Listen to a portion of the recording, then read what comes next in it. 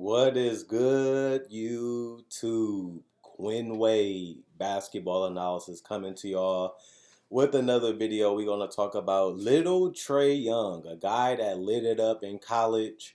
I seen him actually at Summer League a couple of times because I go there. And now he has become a guy that was in the Rookie of the Year race. Not only that, an all-star in his second season. And now I always told y'all don't really blame Trae Young. Yes, his defense is bad. Maybe he's the worst defender or top five worst defenders. And it is because of his effort, and it is mostly because of his mobility and his height that put him at a disadvantage. But I also did say we can't put too much blame on Trae Young for them being bad. Remember, John Collins was gone for a long part of the time that the season was going because of the suspension. But not only that, they didn't have an NBA ready team to really compete, which is smart. You got a young team, you're trying to develop and grow these guys, but they didn't have the depth. And they just didn't have enough shooting and spacing. So we've seen a lot of Trae Young isolation. We've seen a lot of Trae Young just trying to do whatever he can offensively to put the ball in the basket because he just didn't have guys around him that can make and create shots. Now, this year, obviously, that has changed. Adding Danilo Gallinari, Bogdanovich, and making a trade for Clint Capella, a guy that can clean up some of their mistakes and still give you rebounding and mobility, and a guy that's not that bad when it comes to switching on to guards and perimeter players, especially when he's focused. He can be solid at best. Not great, not amazing, but it's better than what they had at the center position for, and he is a better defender, in my personal opinion, than John Collins. And now we have the John Collins problem where he still does play well with the guys they have around him and well with Trae Young, especially in the pick and roll. And he's a guy that can hit the three, the mid range, and finish around the basket, and is a solid free throw shooter for his position. But Trae Young just needed more offensive help. If you take away my tag team partner, John Collins is a 20-10 guy, and he missed significantly part of the season. What can he do? All he can do is try to, do his best for his team and try to put the ball in the basket. And if he don't have a shot, try to make his teammates' job a lot easier by using his ability to score to create shots for them. But if they're not knocking down shots and they can't make plays, your offense is only going to be limited. You only can really do so much. You only have so many options. The best part about Atlanta, I'm liking the confidence and the shot making ability of Hunter and Reddish. Even though they have lost today, they're down to 4-2. They're not off to that start.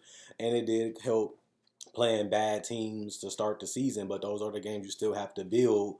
Those are the games you still have to win, and those are confidence boosters for a team like Atlanta, who is still trying to make a name for themselves, still trying to go out there and prove that they can compete with anybody because they've been a laughing stock for the last 2 years. And a lot of these guys like Hunter and Reddish, people think they can play, but they actually haven't been able to do it for a long period of time at a great level. And they still not doing that now, but they're better and more confident than they was last year. That's why it's important to get these last couple games in to show what you can and you can't do and what you need to grow and improve on, and also see how teams are going to guard you and what respect level players have for you, and then you try to work out those kinks as the season continue to go on. And I think that that's something that's good about Atlanta still having young players that, yeah, they can show some things and you can flip them in a trade or get another piece or even just trade and mix some things up, what works and what doesn't work. And they have the luxury of that because they have a lot of talent now, and they have the veterans and the young pieces, and they already have an all-star caliber player in Trae Young. And I like what he has been doing. He's been trying to still work his magic and do his thing, and he also still is trying to be a point guard and try to find ways to get his teammates easy buckets, or even if it's just passing in to make it easier for another guy. We call it hockey assists. All those things are important when you're trying to build a winning culture. And that was my biggest problem with Atlanta these last 2 years. They were just so bad defensively and just as bad offensively, especially when Trae Young went to the bench. They was done. They were so desperate that they brought Jeff Teague in to help Trae Young when he goes to the bench. And that's how, weak their talent was last year. And they had probably the most active offseason, just signing basically any guard or wing that can do something. Even Solomon Hill got picked up very early in free agency just because if somebody gets injured or somebody gets a COVID protocol or whatever, they still have depth at that position and guys that can create and make shots, even if it's on a smaller degree. But I do like the fact they do have the mobility. I like the fact that guys like Hunter, they can switch, they can guard multiple positions. You even see Reddish being bigger and more stronger and more taller, and that builds hope for the Hawks fans. And beating a team like the Nets, especially the way that they did, it motivates this team to even play better, and it makes them more hungrier, and that's what you want to build when you've been in a losing culture so long. And they have a lot of bad habits still, but a lot of their problems are stretched now because they just have so much better help for Trae Young, and they have guys that can do way more, and they actually have a bench that has reliable players that can contribute from 7 to 9, and that's something that I don't even believe they had the last 2 years, and that's something that they definitely have now. So if I would have had to say, can Trae Young win the MVP? They will have to be an outstanding offense because their defense is still not there.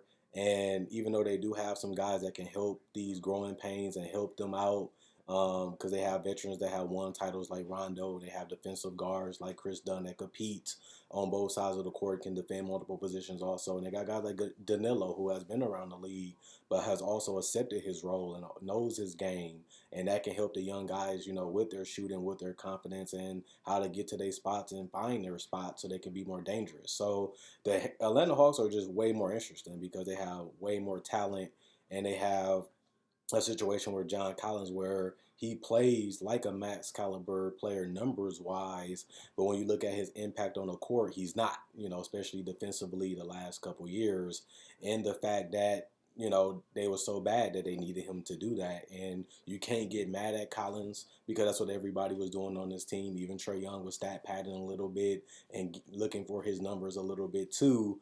But at the same time, eventually you're going to have to pay Collins or let him go, and you're going to eventually have to pay, which look like giving Trae Young close to the max or definitely the max, because this is a guy that's giving you 30 points the last 2 seasons basically, and I think he's going to be around that even this year, just because they use and rely on him so much offensively that he's going to have the chances and the opportunities to make plays or make shots. And with the fact that he's getting to the free throw line at a career high, I think that'll come down a little bit, but at the same time, it's going to be high because he's just going to have a lot of opportunities. So I'm not buying into the Trae Young MVP hype just yet. It looks a lot similar to last year. The biggest difference of why Trae Young is in this conversation is because they're winning. And I do have the Atlanta Hawks being a playoff team this year, mainly due to the depth at the wing and guard positions, which they did need, and the fact that they actually have a competitive roster. But if they can't defend at a high level, they're going to lose to a lot of teams just because if they can't outscore them, they're going to be a layup line. And they haven't fixed that yet. Even with the additions of Capella and the growth of their young players and the veterans, a lot of the wings they brought in are not two-way wings anyway. And DeAndre Hunter and Cam Reddish hasn't reached that level either. But that's why you have to figure that stuff out as the season continues to go on.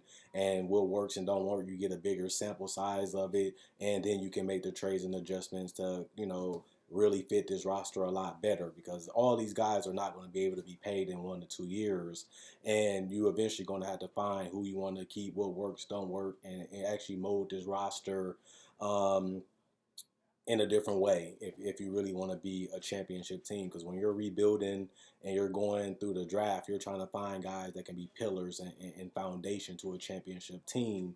And that's my biggest question. I don't think Trae Young will be an MVP because of his defensive limitations, and his turnovers are pretty bad still. But he is one of the better players when it comes to offenses, just because he's just so relentless and just so aggressive, and he actually can shoot, especially from distance, and he actually is a good passer. So he's going to be in the conversation for All-Star every year because the numbers are going to be undeniable. But just like we seen last year, he put up a lot of numbers, didn't really work with the talent that he has now. The talent and his numbers should result to more wins, and I just don't see the Hawks being great enough if their defense can't get there to really push Trae Young into that MVP conversation, because I honestly don't see the Hawks being a top 4 team in the NBA. I just don't see it this year. Maybe in the future if they change this roster just a little bit. I can see that, and then he can have a more better argument. But the only reason why people put him in this conversation is because he's having the numbers and the wins. But now we're starting to see it balance out as they start going against more better competition, and now they're either in a close game or they're losing those games. So let's just pump the brakes on Trae Young being MVP. Let's just pump the brakes on the Atlanta Hawks. They're a team that you definitely got to keep an eye out on and watch, because they have a lot of stuff that can make them better. They have a lot of stuff that can get better, and they have a lot of pieces now that can make trades more interesting, and they can get a guy. And the biggest question still for the Hawks: can Trae Young be the best player on a championship team? If that's not the case, which it looks like is not going to happen, because I still have them at the bottom of the East, even if they make the playoffs, and they're proving it, these last couple games.